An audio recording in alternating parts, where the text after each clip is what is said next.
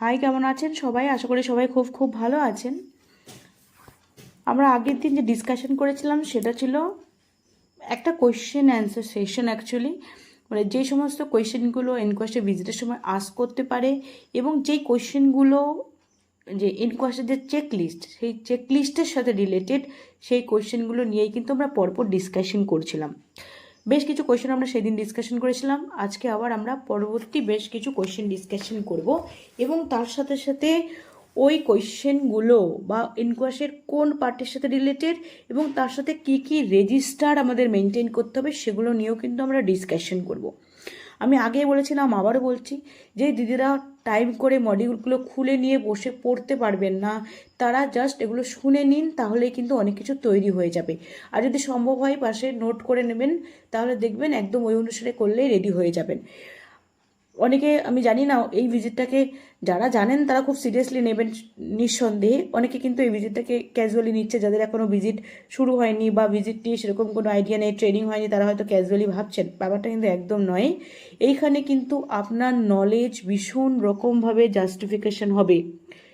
এখানে ওরা আপনার সাথে কথা বলে এত দীর্ঘ সময় কথা বলতে বলতে বুঝে যাবে সত্যি আপনার মধ্যে ইনডেপথ নলেজ আছে নাকি সুপারফিশিয়াল নলেজ নিয়ে ভিজিটের জন্য জাস্ট প্রিপেয়ার হয়ে বসে আছেন। সেটা কিন্তু ওরা বুঝতে পারবে। অ্যাকর্ডিং টু দ্যাট কিন্তু ওরা আপনাকে অ্যাসেসমেন্ট করবে এবং নাম্বার দেবে। তাই সবাই চেষ্টা করবেন টপিকগুলো যাতে অ্যাটলিস্ট পড়া হয়ে যায়, টার্মগুলোর সাথে পরিচিত হয়ে যান, যাতে বলার সময় পুরো বাংলায় বলে না যেতে হয়, যাতে মাঝে মাঝে বেশ কিছু ইংলিশ সুন্দর সুন্দর টার্ম আপনি ইউজ করে বলতে পারেন। সেগুলো কিন্তু মাথায় রাখতে হবে। এই জন্য পড়াশোনা কিন্তু করতে হবে, আদারওয়াইজ কিন্তু একদমই চলবে না। তাই আমরা এবার শুরু করে দিই যে আজকে কী কী কোয়েশ্চেনগুলো আমরা ডিসকাশন করবো সেটাই নিয়ে আমরা শুরু করি। দেখুন, আগের দিন আমরা করেছিলাম এগুলো, what are the availability of service for cancer, cancer নিয়ে লাস্ট শেষ করেছিলাম। আজকে আমরা পরের কোয়েশ্চেনটাই আসছি। কি বলেছে? What are the availability of services for respiratory diseases. আজ করতে পারে যে রেসপিরেটরি ডিজিজ রিলেটেড কী সার্ভিস অ্যাভেলেবেল আছে আপনার ওখানে। সেটা যদি হয় তাহলে কী হবে দেখুন, কী কী আছে, আমরা কী কী করি। Screening, early identification, treatment compliance and follow up of all diagnosed cases, refer and follow up of complications, refill of drugs for diseases such as COPD and asthma. COPD and asthma দেখবেন কলম আছে, সেটা কিন্তু আমরা show করি, এবং সিব্যাকের একটা part আছে সিওপিডি আর অ্যাজমা। তার মানে সেক্ষেত্রে যদি সিওপিডি প্রথমে সিব্যাক ফর্ম ফিল আপ করার সময় আশাদিদিরা আস্ক করেন, কোয়েশ্চেন আস্ক করেন, সেক্ষেত্রে একটা স্কোর হয়ে চলে আসে। সেই মানুষটা যখন স্ক্রিনিং করে এসে তখন কিন্তু আমরা সেই পার্টটা যদি ইয়েস নো থাকলো বা ইয়েস যদি থাকে, সেটা কিন্তু আমরা ভালো করে আবার দেখি, মানুষটাকে জিজ্ঞাসা করি। যদি জিজ্ঞাসা করি প্রবলেম থাকে, তাহলে টেলিকনসালটেন্সির মাধ্যমে তার ক্ষেত্রে ওষুধ প্রোভাইড করা হয়। তাহলে সেক্ষেত্রে আমরা কি করছি? স্ক্রিনিং করছি থ্রু কি সিব্যাক, মানে থ্রু সিব্যাক তাকে এনরোল করা হচ্ছে এবং তাকে কিছুটা স্ক্রিনিংও হচ্ছে। তারপরে তাকে আমরা ফাইনাল স্ক্রিনিং করে আইডেন্টিফিকেশন করছি এবং অ্যাকর্ডিং টু দ্যাট যদি প্রয়োজন হয় আমরা টেলিমেডিসিনের হেল্প নিয়ে তার কিন্তু আমরা ডায়াগনোসিস করছি, দেন ট্রিটমেন্ট সাথে আমরা কিন্তু ফলো আপ রাখছি। তার মানে এবং যদি প্রয়োজন হয় তাহলে কিন্তু রেফারেল সার্ভিসও রয়েছে, রেফারেল। তার মানে কী হলো, এইটা রিলেটেড যে পরিষেবা দিই সেটা তো অবশ্যই করে আমাদের নোট ডাউন করা থাকে, কোথায় ক্লিনিক রেজিস্টারে কিন্তু আমরা লিখে রাখি। যদি দেখতে চাই তাহলে সেটা দেখিয়ে নিলেই হবে। আর যদি কারো সিওপিডি বা অ্যাজমা পেশেন্ট থাকে, তাহলে তিনি যদি রেফারেল রেজিস্টারে ওটাকে রেকর্ড করে রাখেন, তাহলে উনি শো করবেন যে এই সার্ভিসগুলো দেওয়া হয় এবং এই পেশেন্টকে দেখুন আমরা রেফার করেছি, এই ট্রিটমেন্ট দিয়েছি। তাহলে হয়ে গেল, রেফারেল রেজিস্টারে আপনি নোট ডাউন করে রেখে দিলেন যে সিওপিডি অ্যাজমার কেস যদি থাকে। What are the availability of services for locally prevalent health diseases and substance abuse? What are the availability of services locally preventable health diseases and substance abuse? তার মানে substance abuse এবং locally preventable health ডিজিজের related কী কী পরিষেবাগুলো available আছে। Early identification, referral, follow up care for diseases such as pneumoconiosis, dermatitis, lead poisoning, fluorosis, and for substance abuse আছে tobacco, alcohol এবং আদার diseases. তার মানে এইগুলোর জন্যও কিন্তু রয়েছে। এখানে কি বলছি, এক্ষেত্রে কী সার্ভিস আমরা দিই, এক্ষেত্রে যেটা দিই সেটা হচ্ছে আর্লি আইডেন্টিফিকেশন, রেফারেল এবং ফলো আপ কেয়ার। তার মানে কি, যদি এরকম কোনো সিচুয়েশন আছে, যদি আমরা জেনে থাকি যে সাবস্টেন্স অ্যাবিউজের হিস্ট্রি আছে, তাহলে তার ক্ষেত্রে আমরা তাকে হেলথ এডুকেশন দেবো, তার ক্ষেত্রে হেলথ এডুকেশন দেবো এবং সেটাকে আমরা কোথাও নোট ডাউন করে রেখে দিলাম। ফলো আপ যদি কিনা সেটা রেফারের প্রয়োজন হয়, এরকম কোনো কেস যদি থাকে, ডার্মাটাইটিস বা লিড পয়জনিং এগুলো যদি থাকে, সাবস্টেন্স হাইপোস্টাস অ্যাবিউজের হিস্ট্রি থাকে, তাহলে কিন্তু সেক্ষেত্রে আমরা ক্লিনিক রেজিস্টারে বা রেফার করার প্রয়োজন হলে রেফারেল খাতায় তুলে নিয়ে আমি তাকে পাঠিয়ে দিলাম। এইগুলো কিন্তু আমাদের যদি থাকে তাহলে আমাদের রেকর্ড করে কিন্তু রাখতে হবে। আর যদি এক্সামিনার আপনাকে আস্ক করে যে তাহলে এগুলো কি, এই ডিজিজগুলো সম্পর্কে আপনি কি জানেন, এগুলো কি, নিউমোকোনিওসিস, যদি বলেন নিউমোকোনিওসিসটা কি সেটা বলুন, তাহলে কিন্তু আপনাকে এই টার্মগুলোর সাথে পরিচিত থাকতে হবে, না হলে কিন্তু বলবে আপনি কিছু জানেন না। তাহলে নিউমোকোনিওসিসটা কি? এটা অ্যাকচুয়ালি একটা হচ্ছে ইন্টারস্টিশিয়াল লাংস ডিজিজ, এটা লাংসের একটা disease, interstitial lungs disease. Interstitial lungs disease. আর এতে কি হয়, সাধারণত ডাস্ট যদি কোনো ইনহেল করতে, দীর্ঘদিন ধরে ডাস্ট ইনহেল করে করে আলটিমেটলি কিন্তু ইন্টেস্টিন আমি বলে দিচ্ছি, যখন কোনো মানুষ দীর্ঘদিন ধরে ডাস্ট ইনহেল করতে থাকে, কোনো একটা এমন কারখানায় কাজ করছে বা কোনো কটন মিল বা এমন জায়গায় কাজ করছে যেখানে কিনা ডাস্ট সবসময় প্রডিউস হয়, সেই জায়গায় যদি দীর্ঘদিন ধরে কাজ করতে থাকে তাহলে কিনা ইন্টারস্টিশিয়াল ফাইব্রোসিস হয়ে যায়। ইন্টারস্টিশিয়াল ফাইব্রোসিস হয়, এই ইন্টারস্টিশিয়াল যে ফাইব্রোসিস হয় তারপরে কিন্তু শ্বাসকষ্ট থেকে শুরু করে সমস্ত কিছু দেখা দেয়, যেটা বলছে interstitial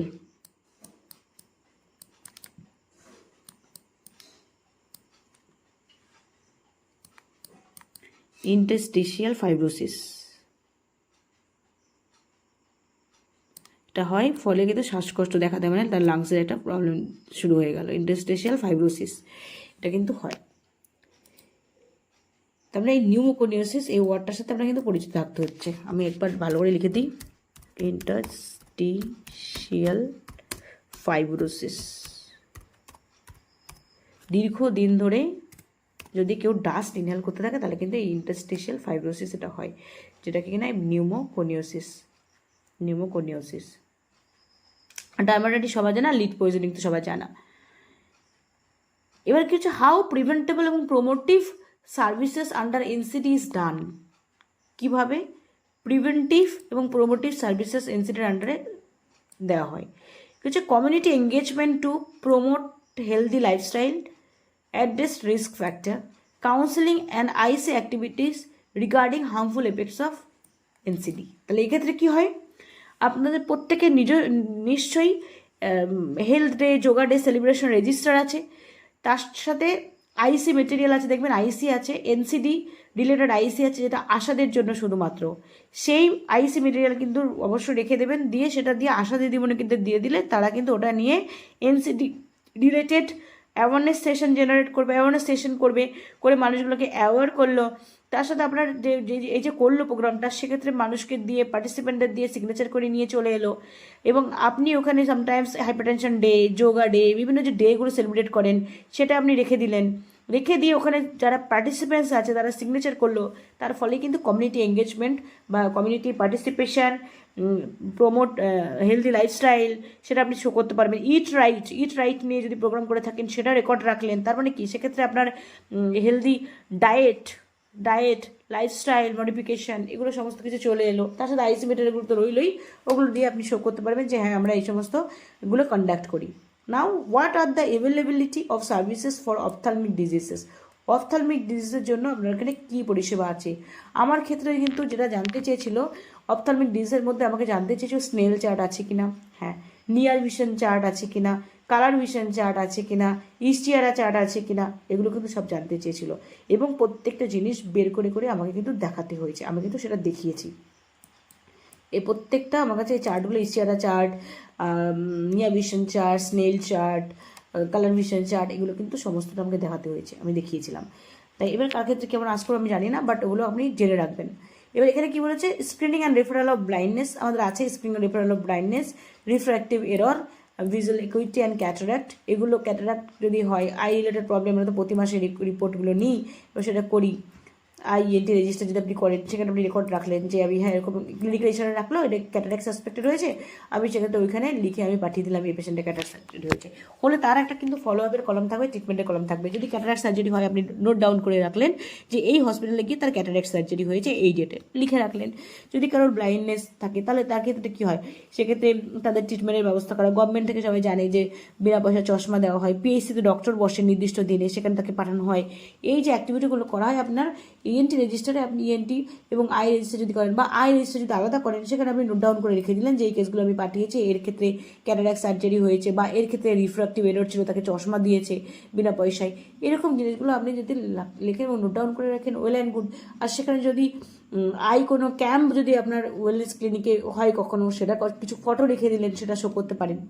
now identification and primary treatment of conjunctivitis, dry eye, trachoma, foreign body এবং আই ইনজুরিস। যদি এরকম কোনো ঘটনা থাকে এবং সেটা আপনি করে থাকেন, তাহলে আপনি সেটা রেকর্ড রাখবেন, আই রেজিস্টার রাখবেন বা আপনার ক্লিনিক রেজিস্টার রাখলেন, সেটা দেখিয়ে দিলেন।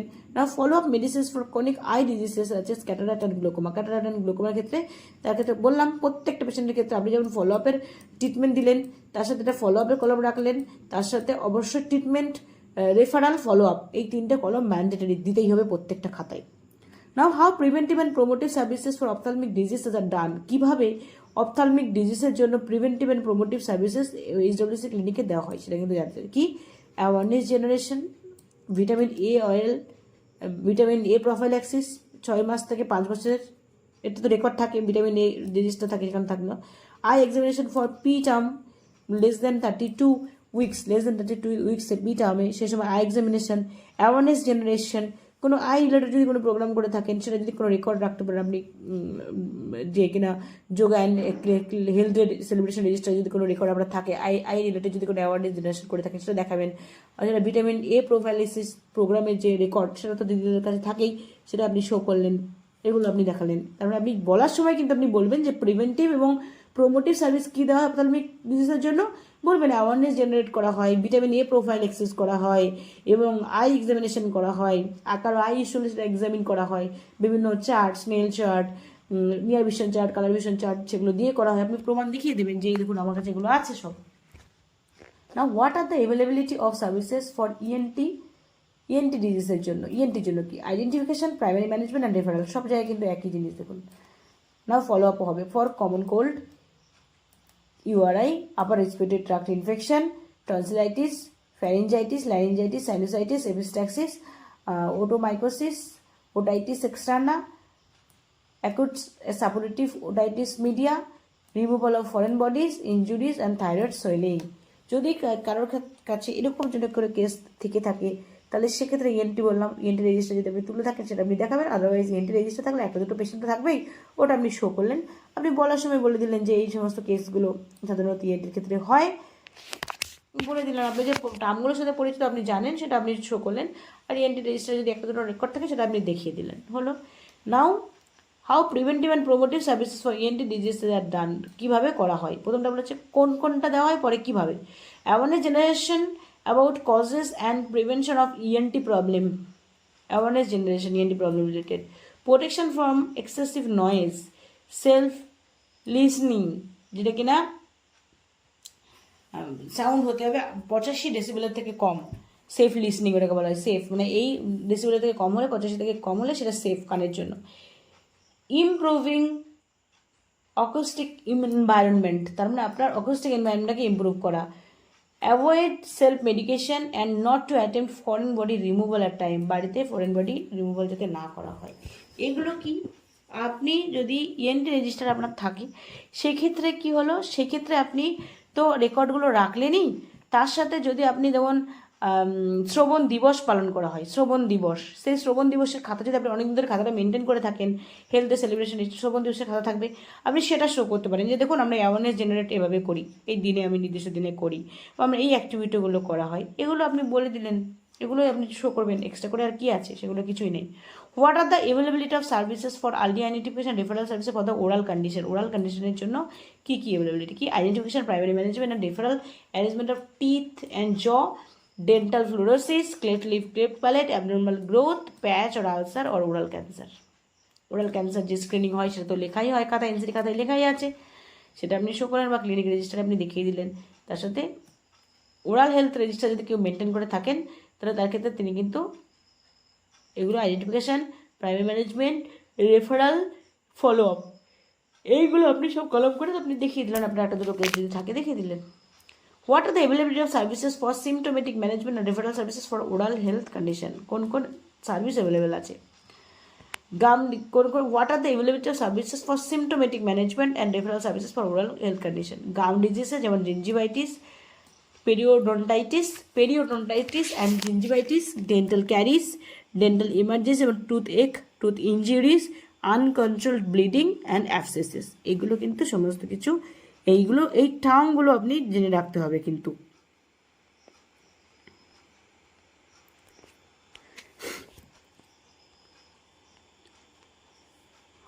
এই পেরিওডন্টাইটিস যেটা পেরিওডন্টাইটিস যেটা সেটা কিন্তু একটা গাম ডিজিজ। হ্যাঁ, এটা গামের ইনফেকশন হয়, যার ফলে যে সফট টিস্যু এবং যে অ্যারাউন্ড টিথের পাশে যে সফট টিস্যু থাকে না সেটা কিন্তু ড্যামেজ হয়ে যায়। টিথের পাশে যে সফট টিস্যু থাকে সেই সফট টিস্যু কিন্তু ড্যামেজ হয়ে যায়। Damage of soft tissue around teeth, এটাকে বলা হয় periodontitis. Damage of soft tissue around teeth, এটা বলে পেরিওডন্টাইটিস।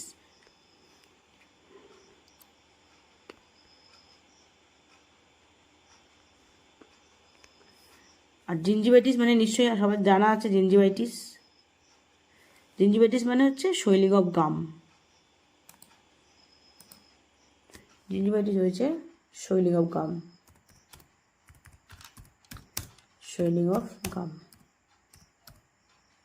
জিঞ্জিভাইটিস হচ্ছে শৈলিং অফ গাম। আর হচ্ছে পেরিওডন্টাইটিস হচ্ছে damage of soft tissue around the teeth. এই কথাগুলো কিন্তু মাথায় রাখবেন, যদি টার্মগুলো আস্ক করে যেন বলতে পারেন। না, পরেরটা, what are the services available for elderly care. Elderly care service কী আছে দেখুন। General awareness about healthy lifestyle, social security scheme for এল্ডারলিদের জন্য কী কী সোশ্যাল সিকিউরিটি স্কিম আছে সেটা জানতে হবে এবং জানাতে হবে। Promote active and healthy ageing, identification of age related elements and diseases, supportive environment in families. Now mapping of elderly population, দেখবেন সিভ্যাক করলে সেখানে 60-এর বেশি কত সেটা বেরিয়ে আসে, এবং প্রতি মাসে আপনি যে ফর্ম 1 ফিল আপ করছেন সেখানে কিন্তু আশাদিদের কলমে মানে উপরের দিকে যেখানে আছে কত লেপ্রোসি রেফার হয়েছে, কত টিউবারকুলোসিস রেফার হয়েছে, সেখানে দেখবেন এজ রিলেটেড কোনো ইস্যু সেটাও কিন্তু মেনশন করা আছে, কত 60 বছরের বেশি কত সেটা মেনশন করা আছে। সেখানে আপনার ম্যাপিং হয়ে যাচ্ছে কিন্তু, ওটাতে বলবেন যে হ্যাঁ ম্যাপিং হয় কীভাবে, সিব্যাকে হয় এবং আমরা ফর্ম রিপোর্ট করে আমরা পাঠাই, এটা কিন্তু ম্যাপিং হচ্ছে সিব্যাকের থ্রু দিয়ে। ফ্যামিলি ফোল্ডার দেখলেই আপনি বুঝতে পারবেন। Now comprehensive geriatric assessment by primary health care team, geriatric assessment করা হয়, বলবেন জেরিয়াট্রিক অ্যাসেসমেন্ট টুলও আমাদের কাছে আছে। আমাদের কাছে কিন্তু জেরিয়াট্রিক অ্যাসেসমেন্ট টুল আছে কিন্তু, সেটা দেখে রাখবেন, সেটা কিন্তু অবশ্যই প্রিন্ট আউট রাখবেন। Domiciliary visit to bedridden patient, yes domiciliary visit হয়, হোম ভিজিট হয়। বেড রিটেন পেশেন্ট মানে যেটাকে প্যালিয়েটিভ কেয়ার নিড থাকে বেশিরভাগ পেশেন্টদের, তাদের কিন্তু আমরা প্যালিয়েটিভ কেয়ার দিই এবং সেটা কিন্তু হোম ভিজিট হয়। সেটা আপনি তো প্যালিয়েটিভ কেয়ার রেজিস্টারে দেখাতেই পাচ্ছেন, সেটা দেখিয়ে দেবেন। Now what are the service available for palliative care, কী কী আছে, population enumeration and empanelment of cases requiring palliative care. একদম আপনি দেখবেন সেই এখানে ফর্ম 1-এর ওখানে কলমে কিন্তু আমাদের ফিল আপ করতে হয় যে প্যালিয়েটিভ কেয়ার নিড কতজনের আছে। সেক্ষেত্রে আশা দিদিদের দেখবেন সিব্যাকের ফার্স্ট পেজে ওইখানে কিন্তু এক জায়গায় লেখা আছে চাক্ষুষ ত্রুটি, তারপরে হচ্ছে চাক্ষুষ ত্রুটি আছে, তারপরে শয্যাশায়ী কিনা সেগুলো লেখা আছে। শয্যাশায়ী মানে তো বেড রিটেন, তার মানে ওই শয্যাশায়ী রিপোর্টটা ওখান থেকে তুলে আনছে, আমরা পরে সেটাকে নোট ডাউন করে রেখে দিচ্ছি যে এরকম প্যালিয়েটিভ কেয়ার নিডের কতজন আছে। টোটাল পপুলেশন ইনিউমারেশন তো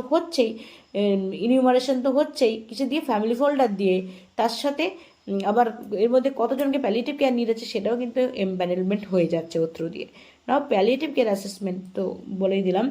home visit for psycho social support and basic nursing care, একদম হোম ভিজিট প্যালিয়েটিভ কেয়ারে তো বেসিক নার্সিং কেয়ারই দেওয়া হয়, শিখিয়ে দেওয়া হয়। আর হচ্ছে ফ্যামিলির লোকগুলোকে বলে দেওয়া হয়, বুঝে দেওয়া হয় যাতে কিনা ওরা ওদেরকে টেক কেয়ার করে। Now dispense drugs and consumables as per requirement, এবং অ্যাজ পার রিকোয়ারমেন্ট ওদের কিন্তু ড্রাগ এবং কনজিউমেবলসগুলো প্রোভাইড করা হয়। তাহলে বলতে পারবেন কী কী সার্ভিস প্রোভাইড করাই? Population immunization, empanelment of cases requiring palliative care assessment, home visit for psychosocial support, basic nursing care, dispense drugs and consumables as per requirement. Hello. Now, what are the services available for the medical emergency, including trauma and burn? Trauma and burn এর জন্য কি আছে কি? Stabilization and referral services for minor injuries. Minor injuries হলে প্রথমে তাকে stabilise করা, তারপর তাকে রেফার করা। Animal bites সব ক্ষেত্রে minor injury, animal bites, poisoning, burn, respiratory arrest, cardiac arrest, fracture, shock, choking, fits, drowning, hemorrhage, cellulitis, acute gastrointestinal condition and genitourinary condition। তার মধ্যে আমি কিন্তু আপনারা যারা দেখেছেন তারা দেখে থাকবেন যে চোকিংয়ের ক্ষেত্রে কিন্তু কোনো কিছু চোখড হয়ে যাওয়া, কোনো চোখড হয়ে গেলে কিন্তু সেখানে হেমলিক ম্যানোভার উপরে কিন্তু আমরা একটা ভিডিও দিয়েছি, সেটা যারা দেখেননি ওটা দেখে নেবেন, ওটা কিন্তু খুব লাগবে। হেমলিক ম্যানোভারের উপরে কিন্তু আমার ভিডিও দেওয়া আছে।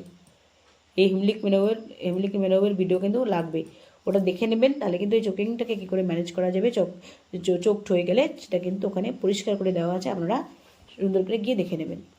তার মানে আমরা কী করছি, মেডিকেল ইমার্জেন্সি কী কী সিচুয়েশানগুলো?